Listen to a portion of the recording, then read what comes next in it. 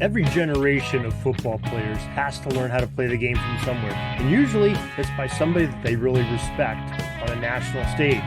But we're going to go back over a century ago to talk about one of these individuals as Timothy P. Brown joins us to talk about football learned by a star. Coming up in just a moment. This is the Pigskin Daily History Dispatch, a podcast that covers the anniversaries of American football events throughout history. Your host, Darin Hayes, is podcasting from America's North Shore to bring you the memories of the gridiron, one day at a time. Hello, my football friends. This is Darin Hayes of PigskinDispatch.com. Welcome once again to the Pig Pen, your portal to positive football history, and welcome to another edition where we get to visit with our friend Timothy P. Brown of FootballArchaeology.com to talk a little bit about some football history. Tim, welcome back to the Pig Pen. Hey, Darin, how you doing? Looking forward to chatting about football and Eckersol and all kinds of good stuff. Yeah, I'm doing great, and who couldn't be great to talk about Walter Eckersall? Very interesting fellow from football history on many aspects, and we're excited to hear what you have to say about this tidbit. Yeah, so I just two things to point out. This behind me, the background is the front and back cover of his 1928 or 29 How to Play Football. So it's like a thing produced by WGN, then a radio station, now a television station, and owned by the supposedly world's greatest newspaper, the Chicago Tribune. But he was a writer for sports writer for the Tribune after he played at Chicago, and I'm wearing a Chicago Maroons football sweatshirt tonight. It's cold here in the greater Detroit Metroplex, so I slipped this baby on. Nice. Yeah, so Eckersol is cool, and kind of the way I position it in the tidbit is that, he was the last great pre-forward pass quarterback, right? I mean, now he was an All-American in 1906 when his senior year, when the forward pass had just come into play, but even then, I don't think he was a substantial passer. He back. Before the forward pass, the quarterback was mostly a blocking back, but he was always like the kind of the smart kid, the gym rat sort of person who, understood the game, understood strategy, could be trusted to make the right call because they're the ones that called the signals at the line of scrimmage at the time. They ran with the ball. Mostly they blocked. Eckersol, because he was so talented, he was, a runner as well. He was, one of the top punters of his era, one of the top drop kickers of all time. So, and he was their primary punt returner too. So, he's a really tremendous athlete.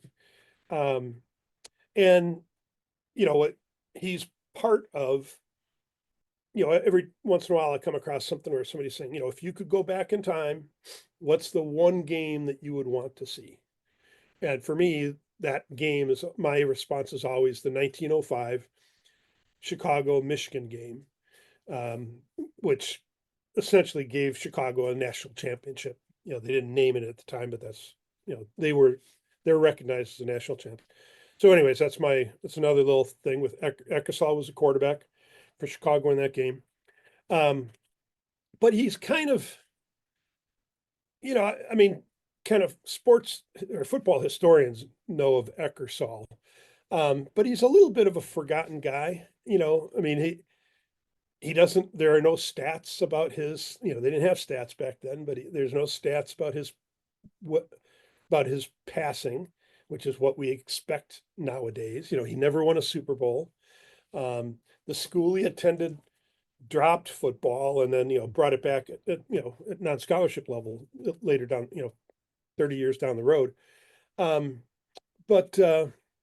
So he's not like there's nobody that goes back and extols the virtues of Eckersol. And yet, after he remained a personality in the game after his playing career, he was, like I'd said earlier, a sports writer for the Tribune. He was one of the primary referees of the era. He umpired as well, but he did a couple of Rose Bowls, which was the game. in that era. So, you know, and it was typically, I mean, the crazy thing was he would write columns, you know, predicting, critiquing what was going to happen in the coming week, because that's what newspaper, you know, columnists do. He would referee the game and then, you know, then write up the story about the game afterwards, you know. And so, you know, it's one of those roles that we can't even conceive of today. I mean, yes, you get a coach whose team is knocked out of the playoffs or something, and then they end up making studio appearances. But, you know, you don't see that with referees, right? I mean, the refs are supposed to be impartial and officials generally. Um, I mean, I know you took some money under the table a couple times, but you know, Walter never would have. They paid me to stay home and come do the game. Yeah. So anyway, I mean, so he's just this. He's like a guy from a different world. You know, he really is from a different era. You know, again, pre-forward pass, the referee, newspaper reporter. You know, kind of mixed together. You know, even like he did the 1919 Rose Bowl, and he traveled on the train with the Great Lakes Naval Station team, which was based just north of Chicago on Lake Michigan. And, you know, he did the 5 days on the train with them, going out to LA, did the tours of LA with them as they, you know, and then saw their practices, all that kind of stuff, ref the game, wrote up all kinds of stories about the trip and the game. And then he got on the train and traveled back with them. So, you know, it's just, somehow people trusted that that he was an honorable guy and that he was going to keep things separated, right? Yeah, I mean, So, you know, I just find it crazy stuff. amazing. I mean, knowing officiating high school games and below, there's no way I would remember enough what happened in the game to sit down and write about it, you know, hours after. Because usually I mean, as a player, you really get hyped up. But officiating, you know, there's some era of excitement. There's always something going on. You have some kind of controversy because somebody out there, one side's not going to like you, and the other side is, you know, or they both hate you, but whatever you do. So you sort of have that, and it stirs emotions and gets you fired up a little bit. And you know, end of the game, your best thing I remember is, you know, you just want to you talk it out with the rest of your crewmates and, you know, settle yourself down a little bit and, you know, and you move on. You know, I don't know how they would remember to, you know, who the ball carriers were and, you know, talk to not Yeah, enough you know, to write about it. he must have had, you know, note takers, um, you know, maybe even ghostwriter, you know, somebody who was kind of writing as they're going. Because, you know, it's not like today, you know, they're keeping the stats for you, right? I mean, if Right. you're in the press box, it's all, you know, I mean, it used to be mimeographed, you know, but you had them immediately, you know, after the game, you had them at halftime. Um, and now, you know, it's instantaneous on computers and whatnot, you know, so, um, but none of that was available, you know, down in distance, you know, somebody had to keep track of that stuff for them, you know, and exactly how it happened, I don't know. I've not come across anything that really talks to that issue. I guess you would have some great pieces of quotes you could put in there, you know, after some guy makes a big run or makes a big tackle or something, because you're going in the pile to get him out. Hey, that was a great tackle. What do you have to say about that? You know? Yeah, you know, I don't think that I've come across anything where he was revealing what happened on the field, right? Like some fisticuffs or something between two players. You know, I don't, I think he kept those roles separate in his writing. But Wow. yeah, so That'd be hard to do too, you know. yeah, yeah, no, but you know, I mean, it wasn't a secret, right? I mean, everybody knew who Right. this guy was, but he was doing Big Ten games and Missouri Valley games all the time, you know, and he did it for decades.